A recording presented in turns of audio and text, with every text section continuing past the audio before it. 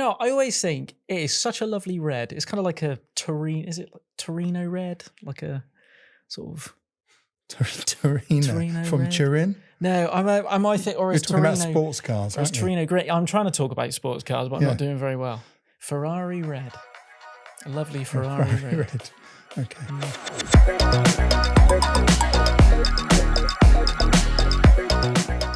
Hello and welcome to Bokeh Face, the Digital Camera World podcast. I'm Chris George. I'm the content director of Digital Camera World, and with me today I have Mike Harris. Hello, Chris. The how-to editor of Digital Camera World. You might have noticed we're missing something today. We are, something very important. Something very important. We're missing James. James Arteas is off. He's just had a baby last week. He's a dad. And so, yes, we're going to battle on for a few weeks without him while he has some paternity leave. But we're going to do our best to fill in and use the same sort of format. We're going to talk about some of the hot topics in photography and imaging. We're going to answer some people's questions, some real questions. Things have been sent in. And along the way, we'll have some arguments about our different views about photography and imaging and stuff. We will indeed. So, yes. So, what have we got coming up today? In today's show, in our In Focus section, we're going to talk about cameras we wish we're going to make a comeback, things that have been discontinued, we'd like to come back from the dead. And after that, we're going to go to our Gear Up section. I'm going to be asking why manufacturers are already making second generation versions of their mirrorless lenses so soon after the first one. We've got a lot of thoughts on Why is that? And we've got some good examples, haven't we? And then in our last troubleshooting section, we're going to dive in and look at some advice on buying a waterproof camera. As always, we'd love to hear from you. Rant and rave about things you disagree about what we said. You can leave comments if you're watching this on YouTube. If you're listening, you can look in the notes field, find out how to get in contact with us, send us an email. We read them all. Without any further ado, let's talk some gear in our In Focus section. Okay, Mike, if I were to grant you a wish, you could bring back any camera from the past, what would it be? What would you bring back from the dead? We've just seen the wide lux come back, on verge of making a comeback. Yep. No one ever expected that. No, not at all. What would you like to see come back from the dead? Ooh.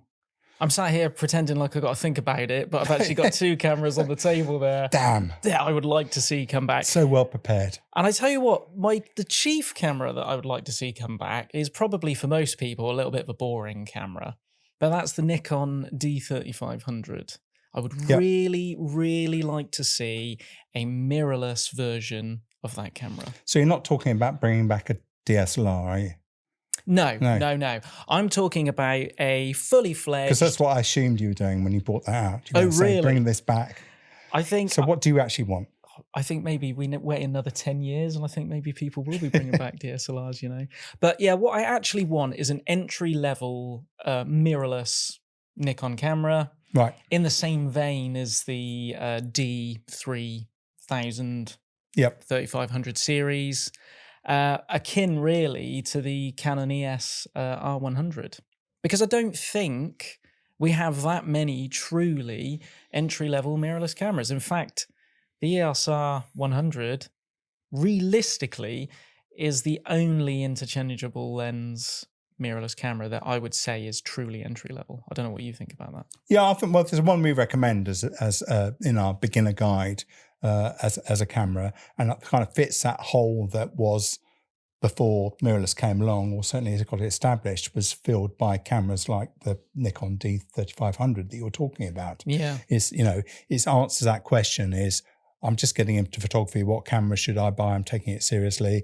Or my daughter is just about to start photography at school, at college. What camera should they buy? And you and I would recommend a camera like the D3500. Or its predecessors. So it's, what is the answer to that problem? And, you're probably right. Certainly Nikon, it's difficult to pick one. And certainly at the moment, the R100. So what would this Nikon camera have? Well, I think the key thing would be price. Yeah. So you're looking at the Z52, I think sits around about £700 to £800. Yeah. And I think, because you might think as well, like the XT33, but that occupies a similar, the Fujifilm occupies a similar price range. So I think realistically, you're looking under £500 with a lens as a kit, and for the body only. I think that's the key thing, isn't it? With those cameras, you're recommending to, people starting, or to, people starting their studies in photography. People don't expect to spend a fortune, because, they take up photography at college and then they do metal work the next term. So, you don't want to spend a fortune on a camera, and it's something you develop into. And I always say, buy, like something like the Nikon or the Canon equivalent, the EOS Rebel range, because you're buying into a system, and that there's lots of lenses around. There'll probably be, you'll have people who've got lenses you could borrow, and you could buy them. And it's buying into the system thing that's as important about it, isn't it? Rather than specifically the model. And the price is crucial.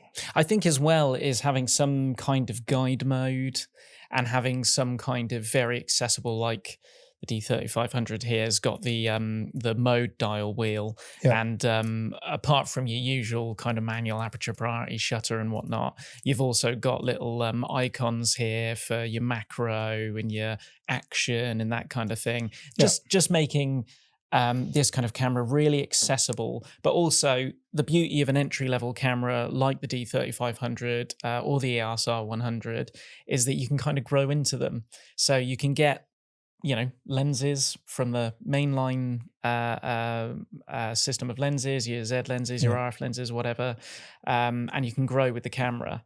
And I think realistically, it's also important for the manufacturers, because the way I see it is, okay, maybe they don't sell as many as they used to. I certainly know back in the day, I mean, these cameras sold like hotcakes. I'm not sure how much they would now, but they're kind of an entry point into the system, right?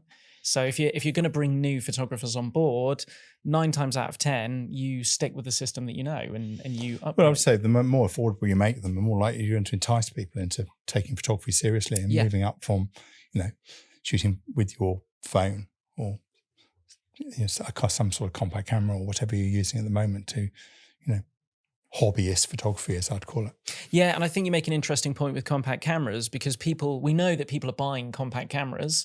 And they're becoming popular again. They want a bit of separation from their smartphone or whatever. And if you've bought a compact camera, the jump between a compact, say like a Kodak Pix Pro or something, you're looking under £200 maybe, that kind of price range.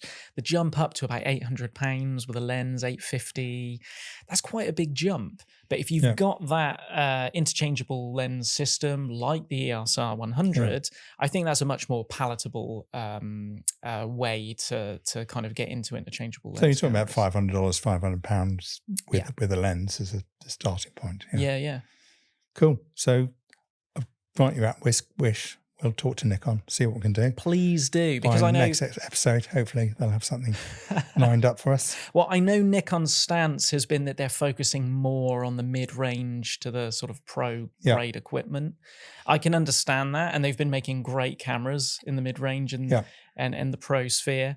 But yeah, I think for the longevity of people coming to your brand.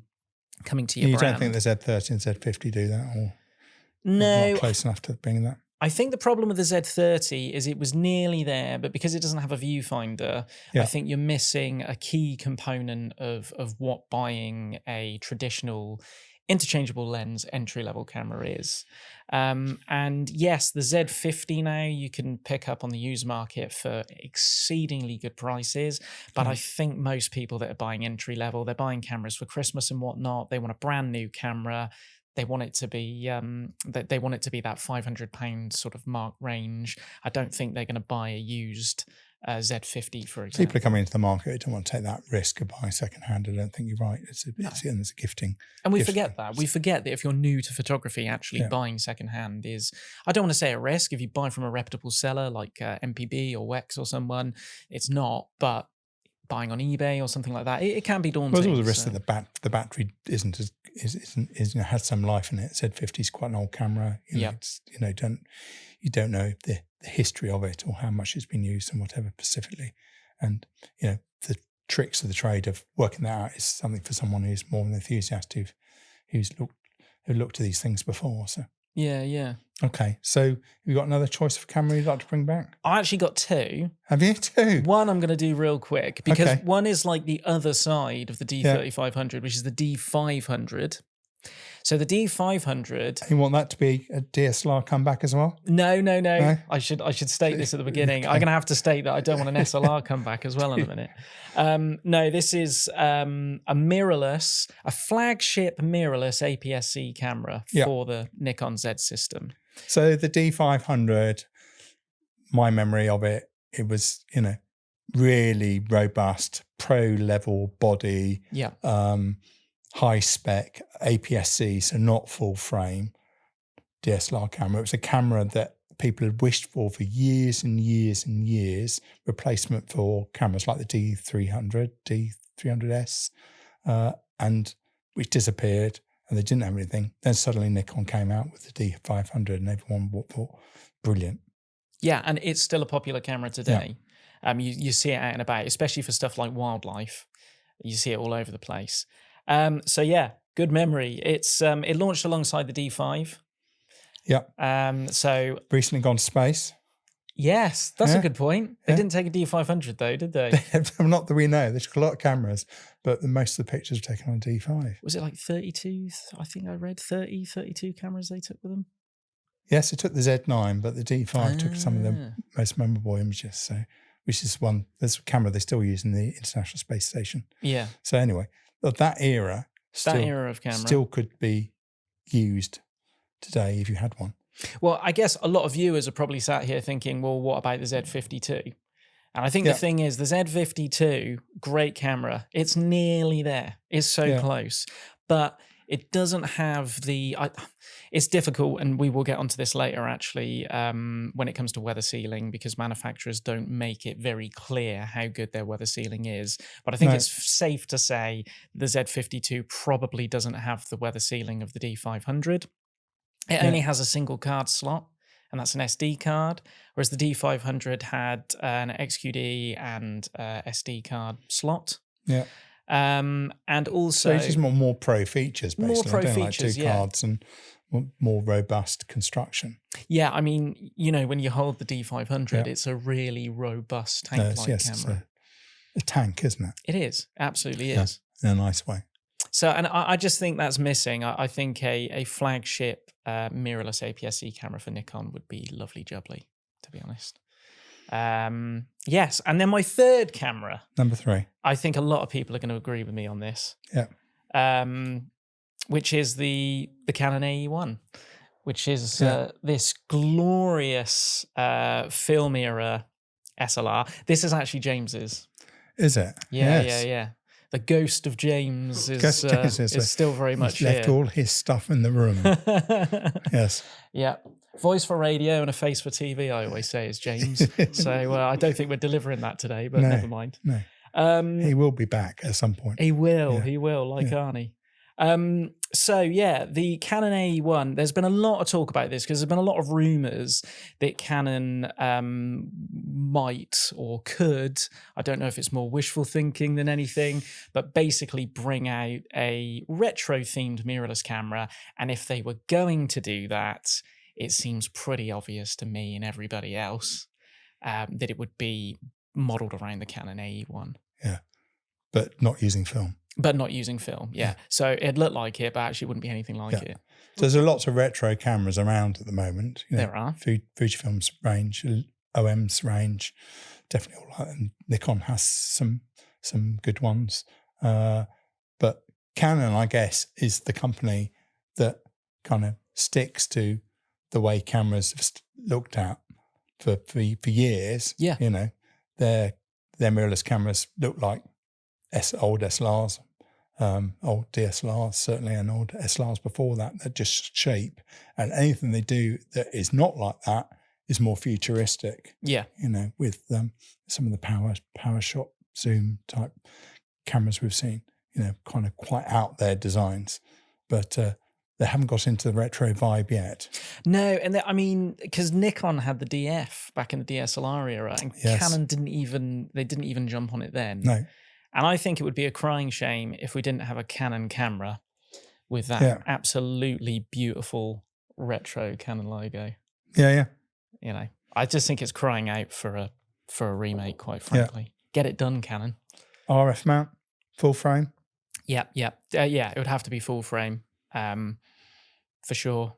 RF mount, maybe this is asking too much, but some nice, lovely retro themed lenses, which Nikon has not done. Well, they did the special editions for the ZFC and the ZF of I think it was the 40mm and the 28mm, but they've not done proper retro lenses with aperture rings, which obviously you can get with Fuji. Yeah.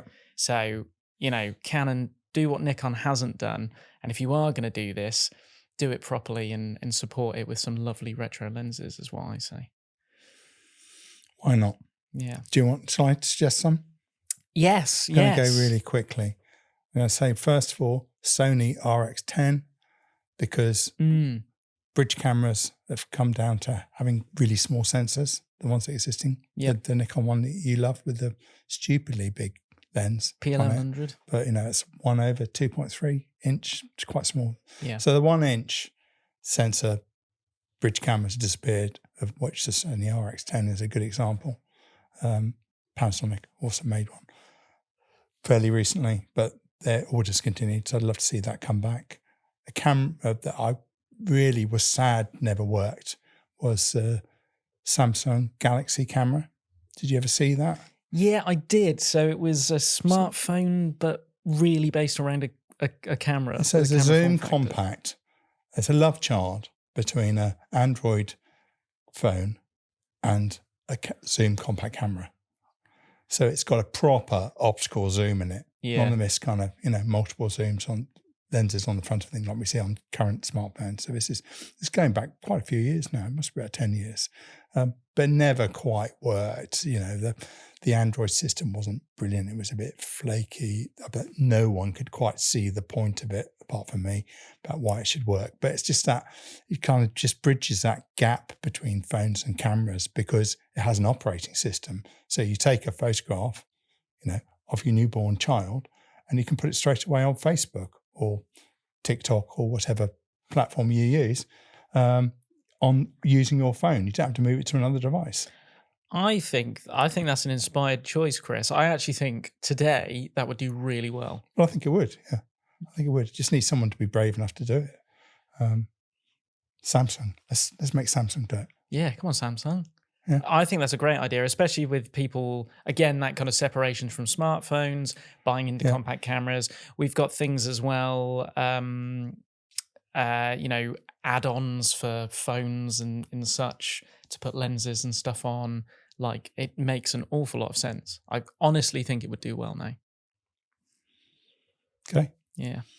Right. That's nicely done. Wishes granted. What else? Have you got any others?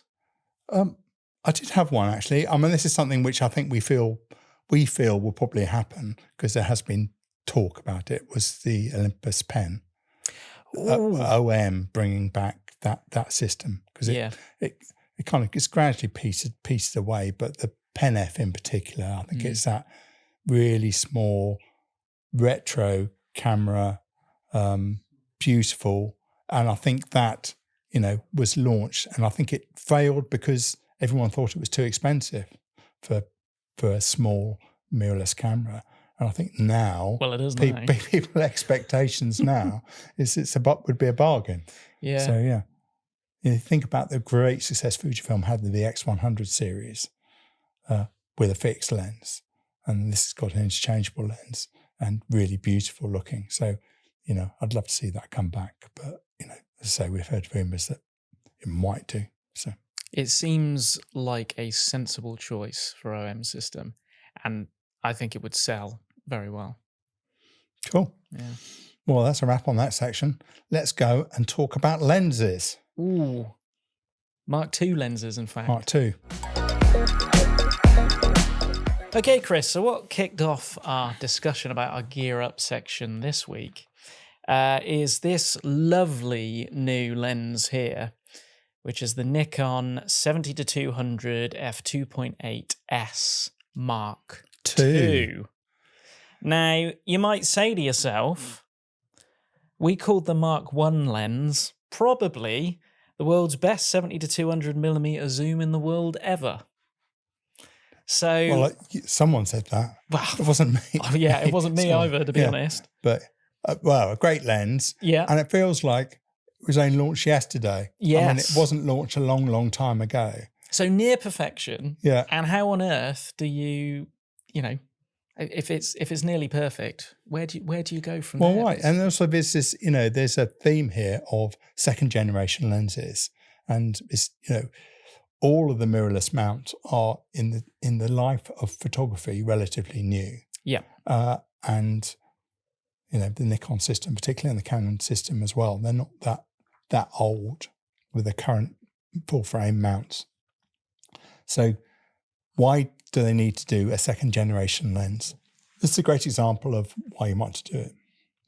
Yeah, and actually when you think about it, when you see pictures online and you kind of read about it and whatnot, you sort of think to yourself, yeah, what could they possibly do? But they've actually done a lot.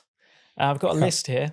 So it's the first thing you'll notice about this lens is not necessarily the size. When I took it out of the box, I actually thought to myself, I thought maybe it would have been a little bit smaller.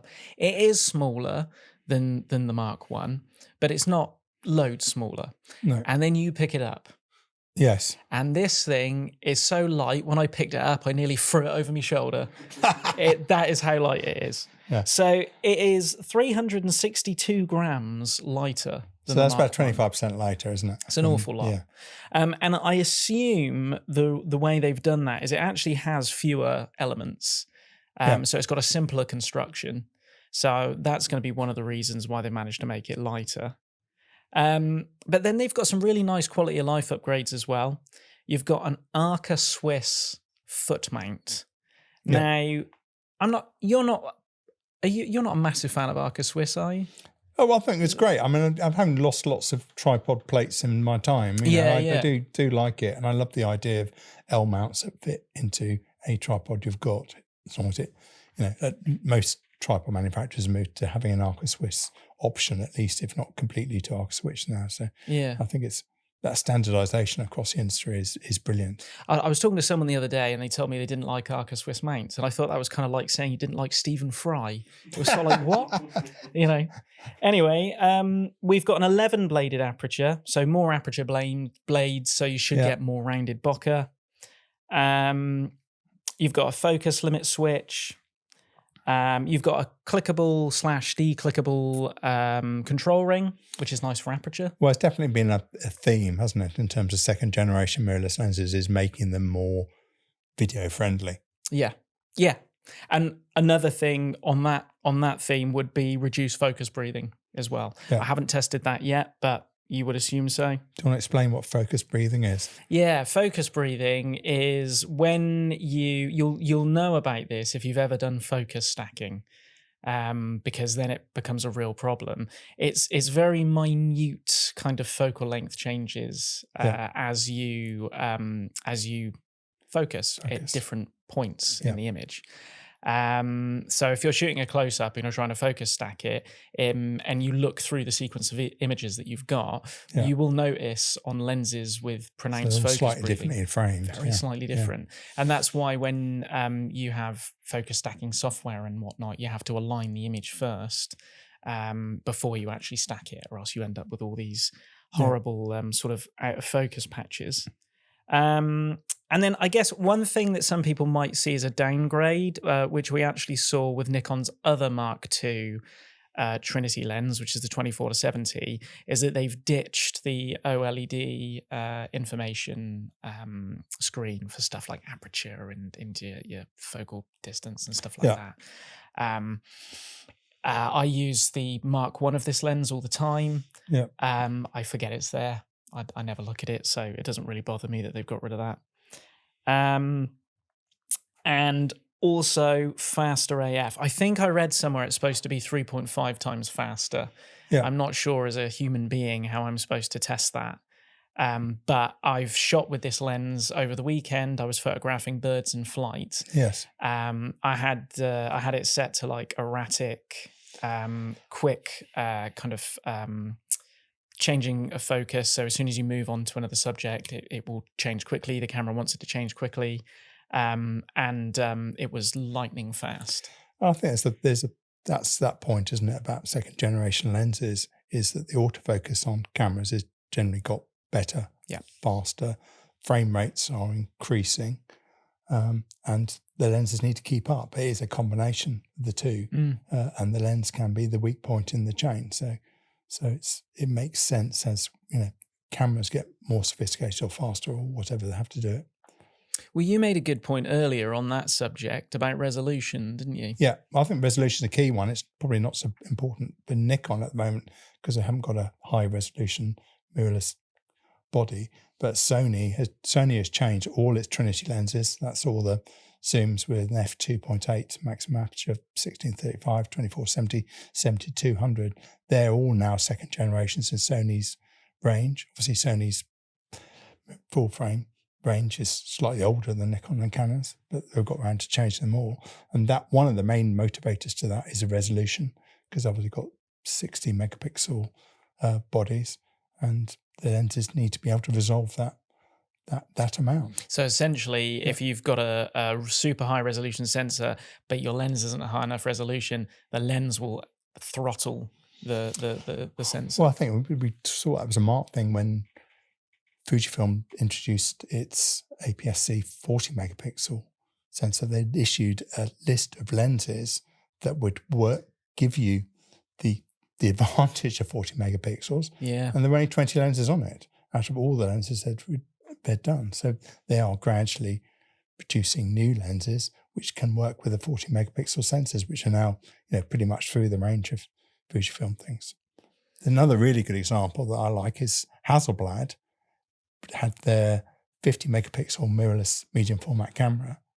When they launched the 100 megapixel one, they did new versions of all their lenses. Yes, they did. Yeah. So, resolution is a key motivator to people doing it. And, one surmises perhaps resolution will still increase going forward. And also something else I like, because you know me, Chris, I'm a bit tight. So I appreciate a good used camera or lens. And one of the things I've noticed with these Mark IIs coming out, specifically the 24-70 for Nikon, which has already been out for a while, the price of the Mark I on the used market just dropped off the edge of a cliff, really. Yes. I think you can find it easily under £1,000 now. And considering that was a lens that was over £2,000, that's for 7200 lens, that's great, isn't it? Yeah. And actually, the key thing is to lots of people that it's got a constant aperture, has a range of 7200 is good enough, isn't it? Yeah. It might have a bit more weight. You might not use it for demanding video work. You may not be shooting at 40 frames per second. These things aren't necessary, but the key fundamental, and it does make that thing more affordable. Another thing it's got is I feel embarrassed to say this, but I'm going to knock my Knock the microphone off. Don't drop the lens. Do you know what that's for? Is that to rotate your polarizing filter? It is. So if you're listening to the podcast, you didn't even tee me up with that one, did you? No, you just knew it. What's he going to ask? You just knew it. I don't know what I thought it was. I think I just thought, it's a nice little window to let some light in. It makes no sense whatsoever, but yeah. So there you go. They've added that to the. So if you just want a little bit of flare on your lens, yes, a little bit of flare. Yeah. That's essentially what I was thinking. So yeah, there you go. That's another plus point. Cool. Do you think we've done that on Mark II lenses? I bet we're going to see some more in future episodes. Going to keep on coming. I think we've talked before. We've talked extensively about cameras reaching a bit of a ceiling, particularly in the mid range. Yeah. And But I think optics are one of those things where it's easy to feel like, well, they can't get any better, but I think they can. I mean, look at the jump between the DSLR years and the mirrorless years. It's night and day, I right? think it's, I mean, I'm amazed, I've been writing about photography a long time, as you know, that lenses still get better. They get faster, they get sharper, they get smaller, they have more exotic focal lengths and change it. I think it's incredible what they keep doing, pushing the boundaries of what's available optics, which I think is, that's old-fashioned physics. How can they make these things better? But I do think as well, I don't know if this factors in, but with cheap Chinese lenses being such a thing now, I kind of feel like it's keeping the bigger manufacturers on their toes. They've got to justify those higher prices. They've got to justify their wares. So I do wonder if that's pushing them more and more to try and widen the gap, basically. Yeah, that's good. Gives us something to write about. Makes it interesting. Gives us everyone more choice. Yeah, exactly. More choice. Can't say better than that, really. So Mark II, end of that. We'll wait till the Mark III lenses come along. Now, let's move on to our next section, which is our troubleshooting, and we're looking at waterproof cameras. So, waterproof cameras. This is a question I get asked quite a lot, probably you as well, Mike, is what camera should I take, snorkeling or to the beach, or can I give to the kids because they keep dropping it in their juice, that sort of thing. What's the answer that you usually give them? Pretty much exclusively the OM system Tough TG7, I think we're on now. Now on a 7, yes. But in fact, actually, very conveniently, I have one with me here today. There you go. I always think it is such a lovely red. It's kind of like a Torino, is it like Torino red? Like a sort of Torino from red? Turin? No, I might think, or You're is talking Torino about sports cars, or is aren't you? Torino grey? I'm trying to talk about sports cars, but I'm not doing very well. Ferrari red. A lovely Ferrari red. Okay. Yeah. Okay. So also available in black. Yeah. Those who don't want red. But yes, available in bright colours. So you recommend this on the website where we, best waterproof cameras. This has been a top choice for a long while. TG6 before that, TG5 before that. Yeah. Great set of features. And I think amazing value for money. I think what you have to remember about this is it's waterproof down to several meters, and it's shockproof, but also crush-proof, freeze-proof. Yes, all those things. All the different models have slightly different specifications in terms of depths and stuff, if that's important. All have to be taken with a bit of pinch of salt, as I'm sure you go on to say in a minute. But what we like about this one is actually it is a zoom compact camera. Yeah. Compact cameras have been really, really popular in the last year or so, as we keep on saying. And ones are built-in zooms, and there haven't been that many, but this kept on going. And you tend to forget about this because we categorize it as a waterproof camera, but it's actually a really good zoom compact as well. So you can use it out of the water, on dry land, indoors, and still take good pictures. That's a good point. And it is great if you've got children because it's virtually, touch wood, indestructible. So you can give it to them, let them play around with it. It doesn't matter if they take it in the sand or if they take it in the water or anything like that. So I think it's a great family compact camera. Exactly. And actually, one thing, we should also talk about this is actually it has its own system, doesn't it? This series has become so popular. There's a whole range of different accessories you can get for it that give it extra life. We'll come on to in a minute. Yeah. But it's, it has there's a reason why this is so popular and one of the most recommended in this category.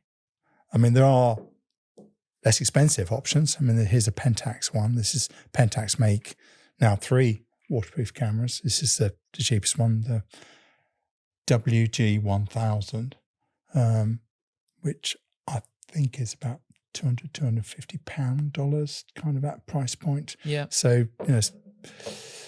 this I think, today is about £400 certainly. Yeah. We have seen it for less. Yeah. It's always good in a sale. This camera. And it does feel, I think when you just pick up those two cameras, you can see where the extra money's gone. The Tough really does feel like a solid camera. It feels how you would expect an Olympus or OM system camera to feel, that same kind of rugged build quality. Just something I think that's probably worth touching upon is it's been basically incremental updates throughout the years. 12 megapixel kind of backside illuminated CMOS sensor, your 4K video. It's really things like I think they've upgraded stuff like USB C and stuff like that. But something I like a used camera, but I think when it comes to an underwater You're British, camera, you're mean with your money. I am. Yeah. We've already said that. Yeah. Tight as a. I can't say that. Something about ducks. Anyway, it's one of those cameras. If it's an underwater camera, you've got gaskets and stuff that they have a lifespan. So I think when you're buying a used camera, if you're buying it for underwater uses specifically, I'd probably just buy new, because you don't know what the used camera has been exposed to. You don't know how long it's been exposed to, say, salt water and things like that. We will come on to the housing a bit later. I suppose you could get a secondhand one and stick it in the housing and it'd probably be fine. But I think in the case of these Tough cameras, I'd probably, and also given their incredible value anyway, I'd probably just suggest buying one. them. Well, the amazing value, as I say, the Zoom Compact without waterproofing, with that spec, would be that price, and essentially they're throwing in the waterproofing for nothing. Yeah, which, as everyone can have accidents. You all will occasionally end up on holiday on a boat at some point and get water splashed on it, or use it near the pool and someone does bombs in the pool and get thing, or someone knocks over their cocktail. These things happen. That's why you go on holiday. And so, why not have a waterproofing? Yeah, and I can put my money where my mouth is, because I actually tested the TG5 quite rigorously. I went to Malta and I did snorkeling with it. So I did some underwater photography, and I went mountain biking with it. Yeah. And I also climbed, I also did rock climbing, but like proper rock climbing. So it was like up a sheer rock face. Yeah, which was quite scary. And I just had the TG5 basically clipped onto my belt, swinging around. I was not careful with it at all during my time with the camera, and it survived everything that I could throw at it. And usually when you take a camera on holiday, you kind of fuss over it. Even if it's a cheaper camera, you sort of fuss over it a little bit. Yeah. This thing, as long as you know where it is and it's on your person, it just doesn't matter. Your photos nice? They were okay. Yeah, I was less of a photographer back then, I'll say. Right.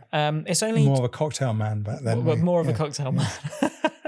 It was 12 megapixels, I think it is. Yeah.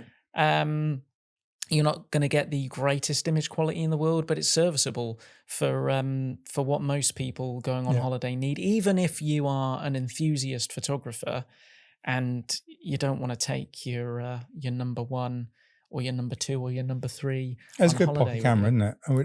We'll stop talking about James every 5 seconds, but he uses one. He does. Exactly for that. He carries it with him wherever he goes. So, there are other options, and we should not say forcing people to buy a compact camera. If you want a waterproof camera, you can start off with still disposable cameras you can get with film in, relatively affordable, but obviously not reusable. I think about $18 kind of price point roughly you can get. So that's a good option for kids, I would say.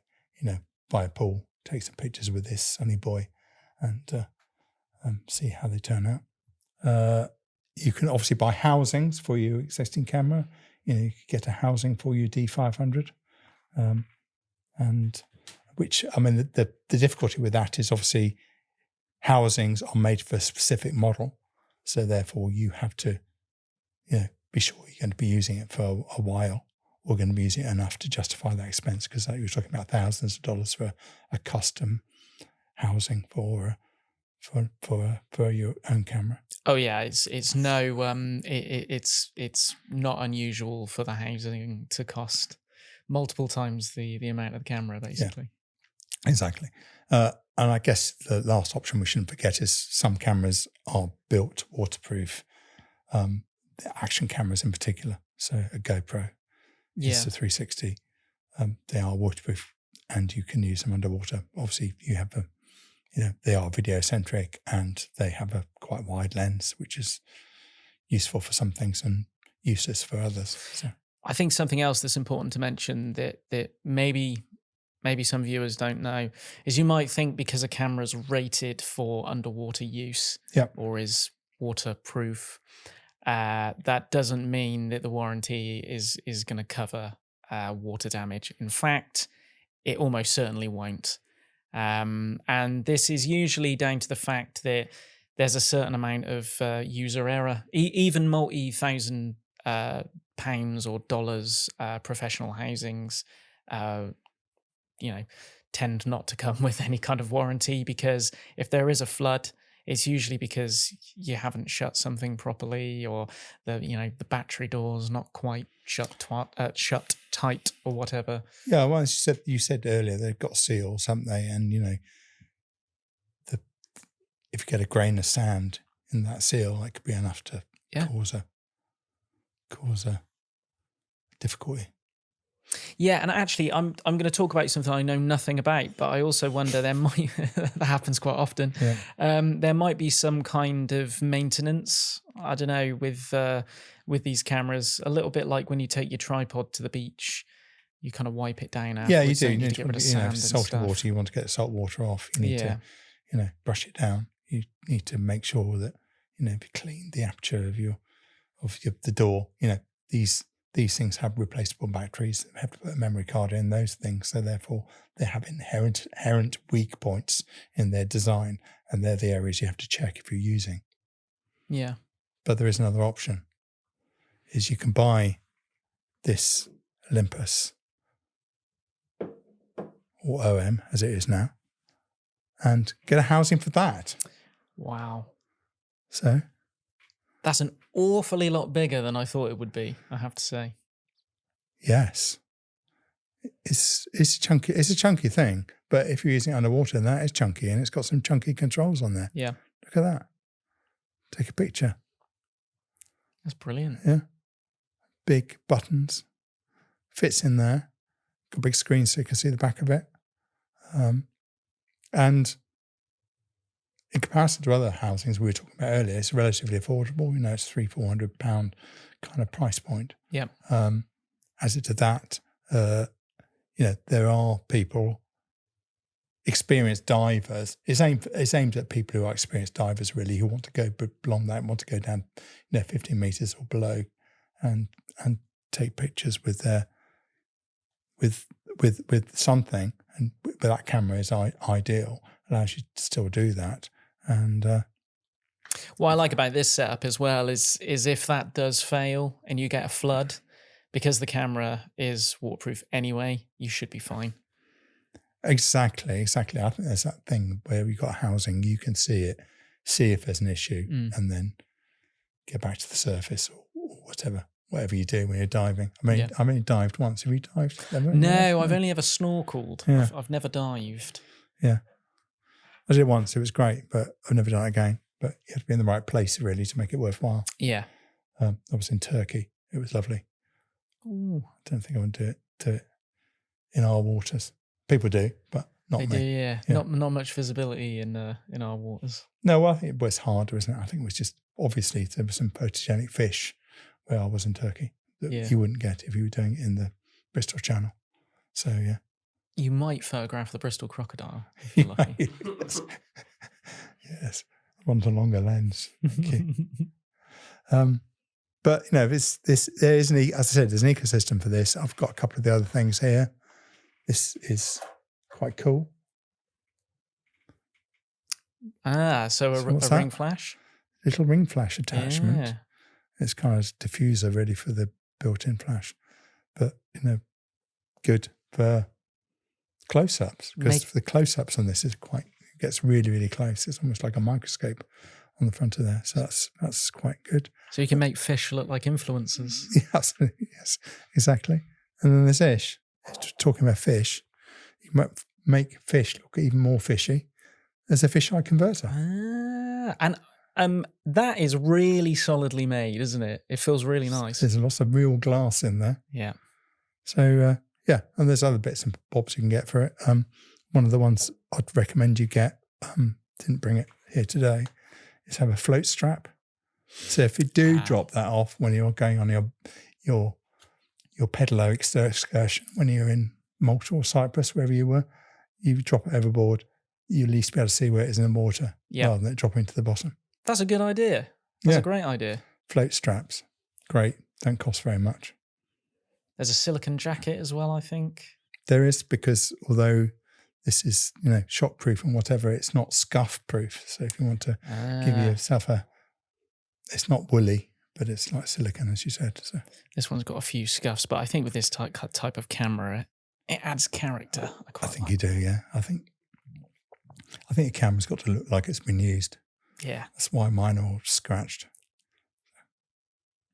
I think it's great. There is, I have seen on Amazon. I do not suggest anyone does this, but they have some housings for phones. Yeah. You can get some decent looking housings for phones, but I've noticed on Amazon they basically do what looks like plastic bags that you can stick your phone in. I'm not sure if I'd trust a iPhone Max in that. But of course, that's another option. Get a decent housing for your phone. But I think there's quite good bags and casings for things which are less and which are not necessarily customized, that you can do multiple, but they're not necessarily particularly cheap. The plastic bag option is a risky one. The other thing is, if you're on holiday and you lose your camera, that's a shame. Yeah. If you lose your phone, I mean, that could have your plane tickets on and goodness knows what else. So your credit card. Yeah, You'd be stuck, wouldn't you? Be there forever. Nice idea, but in practice, I think, yeah. Cool. Well, call that a wrap, shall we, for this episode? Yeah. Well, thanks very much. Thanks for joining us. As I say, do leave us a like. Do give us a comment, and look forward to seeing you in the next episode of Bokeh Face. And don't forget to F8 and be there next time. Well remembered. Oh.